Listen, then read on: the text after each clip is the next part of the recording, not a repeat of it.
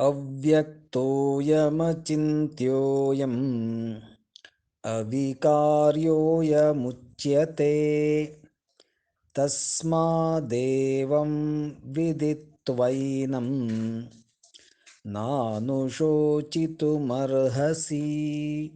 अव्यक्तोऽयमचिन्त्योऽयम् अविकार्योऽयमुच्यते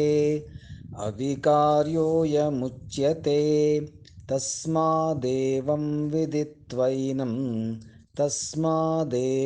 विदित्वैनं नानुशोचितुमर्हसि। अव्यक्तोऽयमचिन्त्योऽयम् अविकार्योऽयमुच्यते तस्मादेवं विदित्वैनं नानुशोचितुमर्हसि।